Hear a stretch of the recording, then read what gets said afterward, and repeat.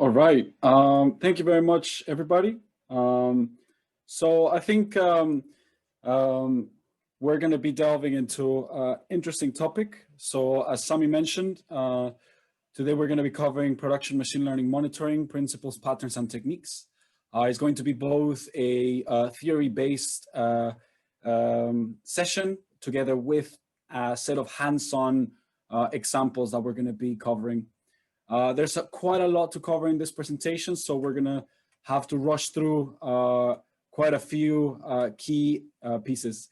As Sami mentioned, you're able to leave any questions on the chat, and I will be able to answer them either as I go or at the end of the session, so we can cover them. So a bit about myself. My name is Alejandro Saucedo. I am Engineering Director at Selden, Chief Scientist at the Institute for Ethical AI, and member at large at the ACM. To tell you a bit more about Selden, we are an open source machine learning deployment company. We built one of the most popular Kubernetes-based machine learning deployment frameworks, and we're going to be using Selden Core for the examples today. And the Institute is a research center that focuses in developing standards and tools for the responsible development and operation of machine learning systems. And we're part of the Linux Foundation, which allows us to contribute from a very practical perspective.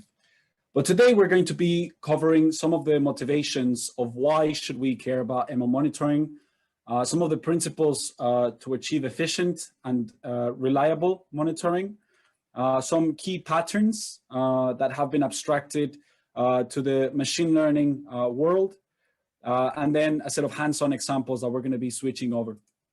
So the slides can be found in this link, and then throughout the presentation, you will see a set of links below the slide where you'll be able to test the open source examples yourselves.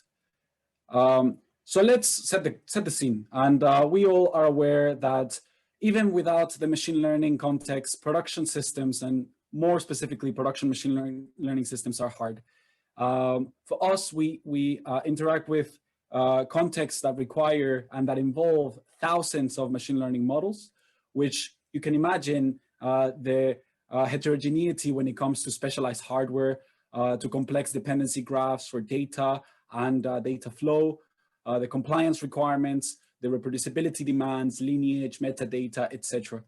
And I have actually a talk online that you can check, particularly in this area of machine learning operations.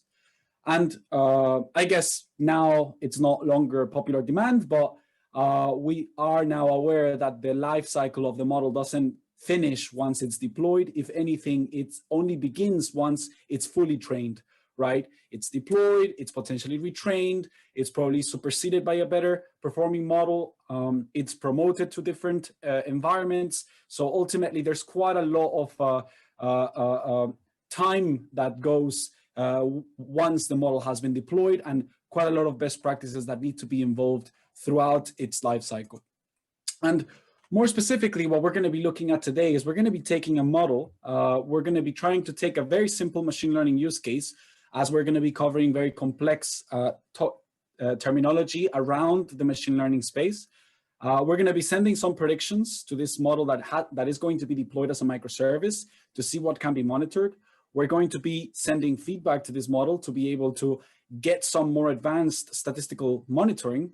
And then we're going to be delving into more specific terminology like explainability as a architectural pattern, outlier detection, and drift detection. And as I mentioned, we're going to be taking, the hello world of machine learning, the iris classifier. It's going to be a simple sort of underlying machine learning model, but to be able to focus on the overarching terminology that we're going to be using. So specifically, we're going to have an input, which is an array of 4 numbers, floats, and then an output, which is basically a class from 3 classes. That's basically what we're going to be interacting with. We're going to be interacting with this as a black box in a way, primarily as we care primarily of the inputs and outputs. And this is why the premise is set this way.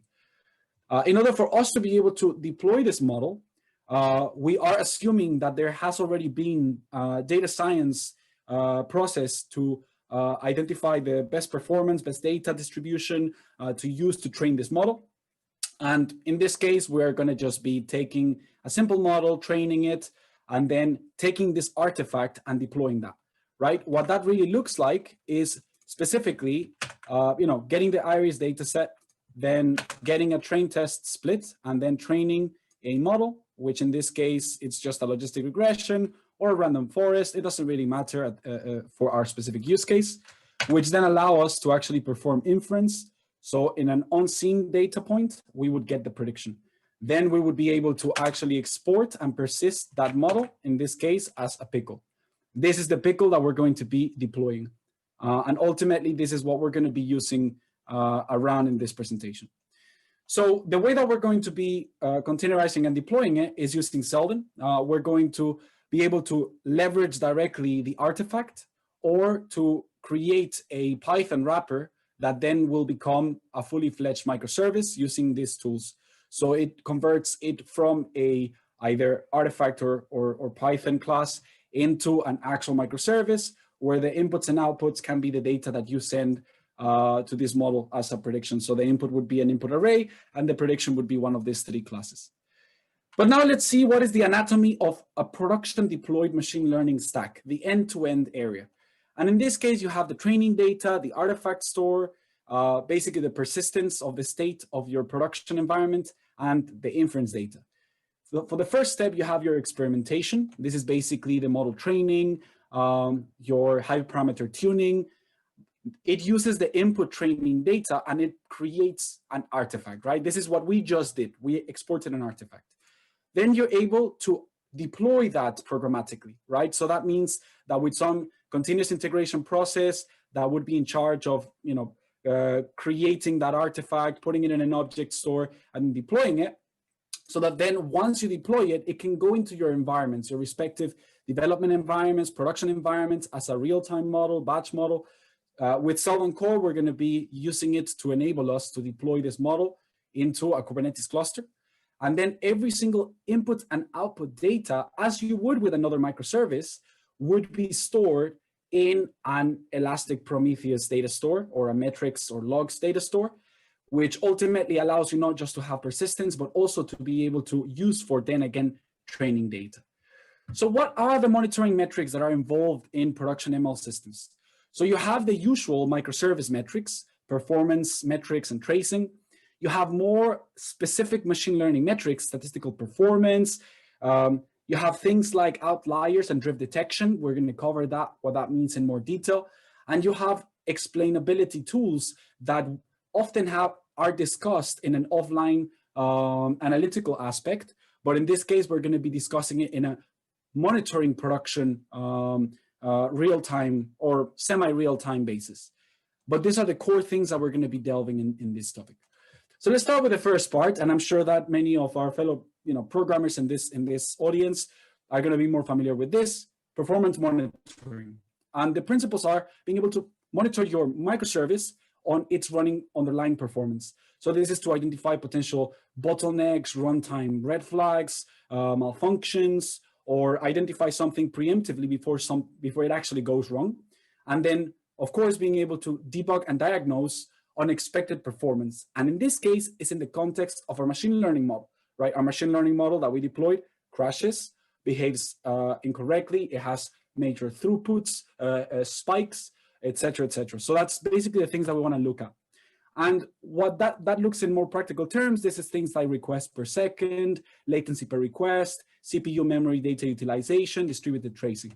So to go back to our example, what we can do now is take that model artifact and first of all, deploy it into our Kubernetes cluster, basically pointing to that model artifact using Selden to convert it into a microservice.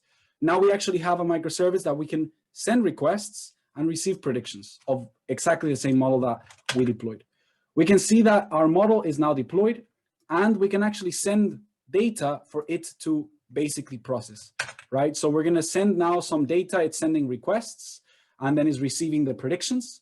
Ultimately, what we're now going to see is we're going to start seeing some, requests per second.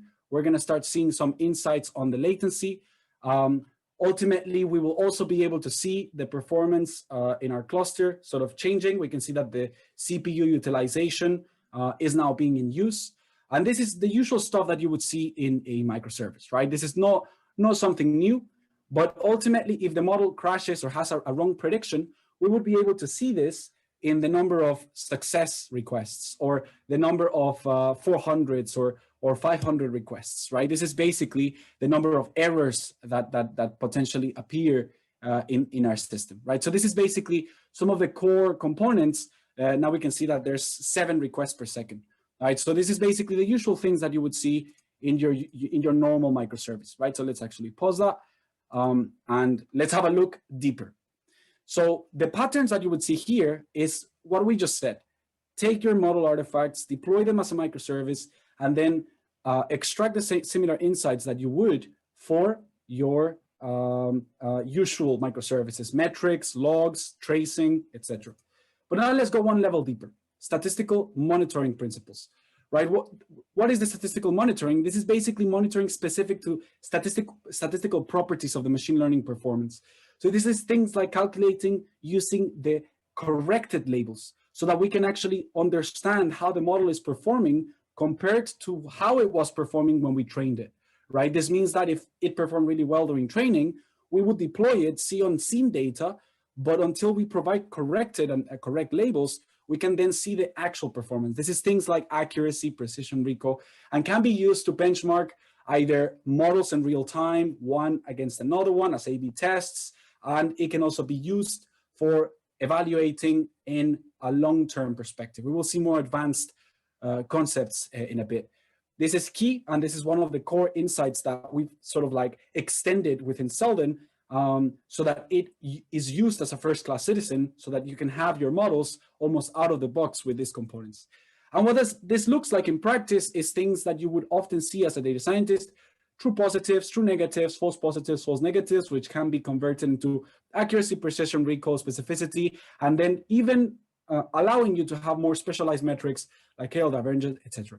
But I mean, ultimately what this is, even though we're seeing something very specific to machine learning, this just basically means machine learning specific to the use case that you are interacting with. In this case, it's machine learning, right? But ultimately, it's abstracting some of these core patterns that we would see into reusable components. And this is important for us because we deal with thousands of models, right? We can't have every single thing, every single deployed model wrapped in a Flask wrapper with an unstandardized interface with super specialized metrics. We can't expect all of our DevOps and SREs to be machine learning experts as well, right? And from that same perspective, let's now delve into architectural patterns. And this is what we coined as the statistical monitoring pattern, the statistical feedback pattern. And this is basically, if you remember, we deployed our model. What does our model do right now? It sends inference data and returns a prediction. But what can we do beyond that? We can actually make it such that it doesn't only send the data, but it stores the inference data with the response, the prediction, right? And now when we send the correct label, where we tell the model, hey, that ID that you sent previously was wrong, here's the correct label, or it was correct, here's the correct label, then we can have another microservice which listens to that feedback and is able to compare that old inference request with that incoming feedback, and then be able to provide real-time performance metrics of how the model is running. In this case, is it actually performing well or is it not? What does that look like in practice? Well, let's have a look. So in this case, instead of just sending a bunch of requests, we're going to be sending a bunch of requests and storing the request ID. And we're going to be using that request ID to do what? To basically send the correct labels, right? So as we finish sending this request ID, and we are going to be seeing some, actual spike in the predictions, 4.2 now, we are now going to be able to not send predictions, but send corrections. Send, hey model, here are the correct labels. And this is the respective IDs to where it should reside, right? So what I'm saying is, these are the correct labels, and this is the ID of the relevant request. So we're going to be sending corrections. And in this case, we don't want to just send corrections because that would be a bit boring, because I already have the model with very good performance. We want to send something that shows a skew. And in this case, we're going to send the randomized correct labels, which means that they're not correct. So the model is going to get a lot of things wrong. And what that's going to allow us to do is to just basically start seeing some divergence in the performance, right? And we want to see a bit faster divergence. So we don't want to wait, half a second every time that it sends a request. We want to make it a little bit faster. And what we can see now is that in the performance of the model, we're going to start seeing some sort of like deterrent on its performance. And then going back to the use case, if you remember, what do we have deployed? We have deployed a model that predicts one of 3 classes, right? So here, not only we can see the total accuracy, precision, and recall, but we can see the actual breakdown on a per class basis. And we can see that class 2, class 1, and class 0 have different accuracy, precision, and recall, right? And why is this important? I mean, for flowers, maybe not as much. But for real humans, being able to identify your accuracy, precision, and recall for protected features like gender or ethnicity allows you to identify whether there is potential inherent bias in the real-time deployed model that is performing inference on real data, right? So if you have models that are actually having impact on humans' lives, you need to make sure that this is in accordance with the distribution of the data that you saw on your training when the model was being created. And this is actually something really cool, right? Because not only you're getting an overview of metrics and monitoring, but you're getting something that is not just specific to machine learning, but specific to a use case that makes it particularly useful for not only the machine learning practitioners, but also the specific operational stakeholders that would be managing the process in itself, right? So here we can see, hey, we're starting to see some, bad performance of the model. So somebody should do something about it, right? So that's where you can actually set alerts and you can notify individuals to say, hey, this model is not performing well. Maybe it needs some retraining, right? So that's the key thing. Now let's pause that because we don't want to have business finding out that our model is performing bad. And let's move to the next part, explainability monitoring. So what's explainability? So explainability is human interpretable insights for the model's behavior. So your model predicted class 3. Explainability is to be able to understand and explain why did it predict class 3. And this is important in use cases where you are having direct impact into potential users that may be detrimental or of high risk for that individual, right? Things like credit risk predictions, or as we have seen in some potentially high profile bad practices like sentencing prediction. And it's important primarily now because we now are starting to see an adoption of black box complex models like deep neural networks. So introducing interpretability techniques only allows you to leverage more of these advanced techniques. So this is use case specific explainability capabilities, justifiable interpretations of model predictions, and then of course to identify key metrics such as trust scores or statistical performance thresholds that can be used not just to explain on an analytical perspective, but also used on a monitoring basic as a real-time perspective, and then enabling for more complex machine learning techniques, as we mentioned. So the terms that you tend to see in the machine learning explainability space is whether it is local for a single prediction or global for the entire data set, whether it is black box interacting with just the inputs and outputs, or white box actually opening up the model and seeing what's inside, the type of task, classification, regression, the data type, tabular images, etc., etc. And ultimately for this, we also require an architectural pattern. And why do we introduce patterns? The reason why is back to the same premise. If we have thousands of models with hundreds of explainers, hundreds of metric servers. We don't want to have to deal, or our DevOps and SREs and IT managers and platform leads shouldn't have to deal with hyper specialized individual components that require high amount of machine learning expertise in order to monitor in a baseline perspective. And this introduces the ability to have infrastructural components that can be abstracted and scaled.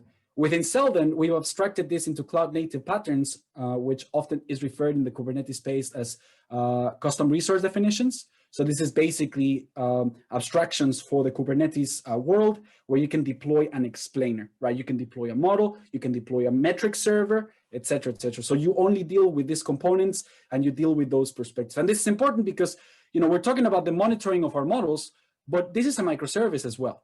And this has monitoring metrics as well. So from this perspective, just to cover in detail, when you send a request to the model, you get an inference response. When you send a request to the explainer server, you don't just get an inference response. The explainer takes that input data, it reverse engineers the models by interacting with it, and then returns an explanation, right? And what that looks like in practice is if we actually deploy an explainer. So here we can train an explainer, an anchor tabular that tells us our more strong predictive features. We can use an actual input. In this case, is just basically this first index, and we can explain it, right? So this tells us that actually from this explanation, the core most impactful pieces is the petal width, which I assume is this one, and the sepal width, which I assume is this one. And if they are over these terms, it would actually converge into that prediction, right? So this is type of explanations that allow you to go back to your use case and explain them. Similar to the model, we can export the explainer, right? And that exported explainer can be deployed as an actual microservice component as part of that model that we have deployed, right? So we can deploy that specific microservice. We now have a deployed explainer. And similar to how we just did it over there, that we sent a request to the model and got a response, we can actually send a request to the explainer and then get a response, right? We just got a response and we can print it, and the response is the same, right? This is actually a RESTful request that we just sent to a microservice that actually we can see in here as metrics, right? We can see the explainer, although it will take a little bit to actually register that input prediction. And ultimately, from that same perspective, we can actually see that we could monitor the explainer. Look, our model is still performing worse and worse, even we stop the actual predictions. So that shows you the power of not just the machine learning techniques that we're using, but also the power of the architectural patterns that we're introducing. And just for the last remaining 3 to 5 minutes, I'm going to cover the last few components, which is the outlier and drift monitoring principles. This is basically being able to detect anomalies or being able to detect drift in data. We'll see what that actually looks like in practice. Outlier detection, basically if you have data that doesn't fit the distribution of the type of data that you're seeing, or drift that you're seeing perhaps in certain windows of the processed inference data, divergence that may flag into some malperformance in your deployment. This can be on scope, input versus output. It can be supervised or unsupervised, and it can still be for classification, regression, etc. From a pattern perspective, this is slightly different to what we've seen. We still have our deployed model that receives an input data and returns an inference response. But for the outlier detector, what it can do is it can listen through this cloud events, eventing infrastructure, which we're not going to cover in much detail. It can actually listen to the same inference data that goes through the model. It can do an assessment of whether the data is in distribution or not with a set of algorithms that you can try in some of the examples that we actually link using our open source tool Alibi. You're going to be able to actually test how all of this fits together.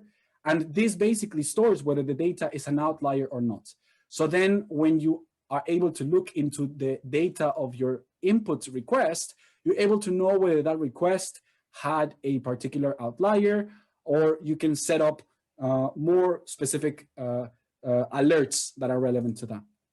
And Specific to this, we also have drift detection, and drift detection is slightly different to Outlier. It still listens to the inference data, but instead of acting on each data point, it actually acts on a tumbling or sliding window of data, and it identifies whether there is a drift that is within that specific set of window. And if there is, again, it sends the metrics so that you can configure your relevant alerts and notify respective individuals. Again, you have a broad number of examples, with our Seldon Core and Alibi tools. We have a lot of examples and contributors. If you find an algorithm that is not implemented, please let us know, and we'll be able to also have a look at it. There is an extra note where I'm not going to be delving into a bit more into much detail, but adversarial detectors is also a key component, which we also have adopted. This is basically to be able to identify potential adversarial attacks, and more specifically, adversarial examples. This is basically modifications of input data that are added statistical noise that end up predicting something that a malicious stakeholder may want to, right? So this is often used in the self-driverless car, where you can have a stop sign with some statistical noise that could cause issues. And of course, there is an architectural pattern for the adversarial detectors that is also slightly different. We can try all of these things, in the open source repo. And, it may be worth an extra note that it doesn't really stop there. As you would know, with most programmers, we love abstractions, and we love adding abstractions on top of our abstractions. And similar to these patterns, you can actually have ensembles on top of your architectures. Similar to how I was saying that you can have an outlier detector acting upon a model, you can also have an outlier detector acting upon a metric server. So maybe you can actually detect things like drift on your accuracy, drift on your precision, drift on your latency, on your request per second. So you can actually have much more complex components. And that's why it's important to, introduce the management infrastructure around this, right? Right now, if we actually bring up the machine learning model, it's a tiny, tiny thing inside of somewhere across these hundreds of microservices. And it's important because of those reasons. So with that said, I've covered most of the key things. Actually, I covered all of the key things. We delved into the motivations for machine learning monitoring, the principles for efficient monitoring, some of the core patterns that you can adopt in your production infrastructure, and a hands-on example that you can try yourself, and actually 4 or 5 different hands-on examples that we covered that you can try yourself as Jupyter notebooks. And again, so the slides are in this link, bit.ly/realtimeml. You can find all the links as well there. And with that, thank you very much. And if there are any questions, more than happy to take them. Otherwise, please feel free to send them over through Twitter or email. So with that, I'll pause there, and thank you very much. And thank you very much to the organizers